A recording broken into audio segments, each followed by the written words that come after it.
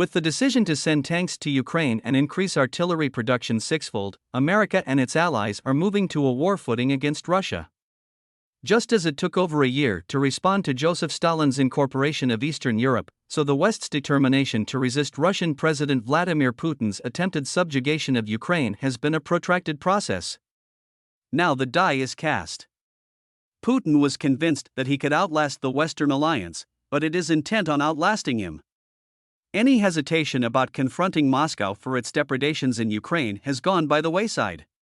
President Joe Biden is determined to crush Russian aspirations for hegemony in Europe once and for all. Despite initial hesitations, Germany's Chancellor Olaf Scholz has agreed to send Leopard-2 tanks to Ukraine. His decision has both symbolic and practical import.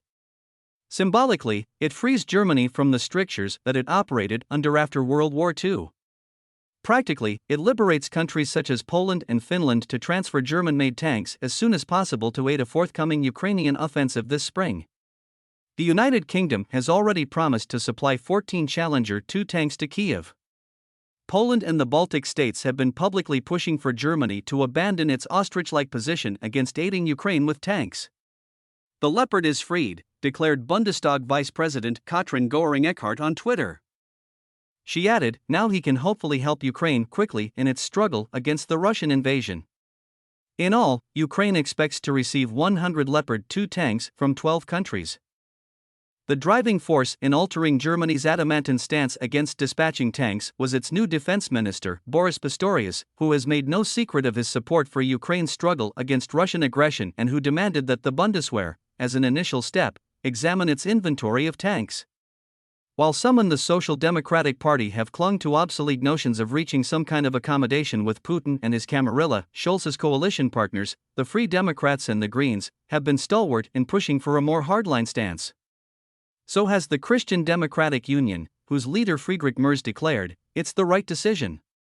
In essence, Scholz was bowing to the inevitable.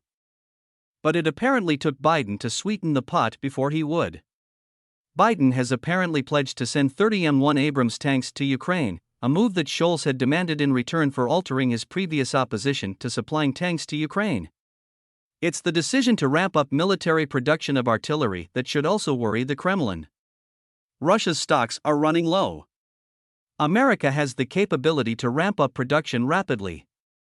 Biden is signaling that America is in the fight for the long haul. Representative Rob Wittman is calling it a Sputnik moment.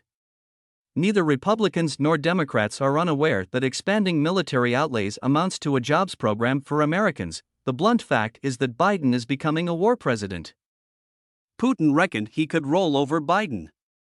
He miscalculated. He thought he could sweep over Ukraine in a week. He was wrong. He thought the Western alliance would crack up. Wrong again. No one has done more to revivify the Western alliance than Putin.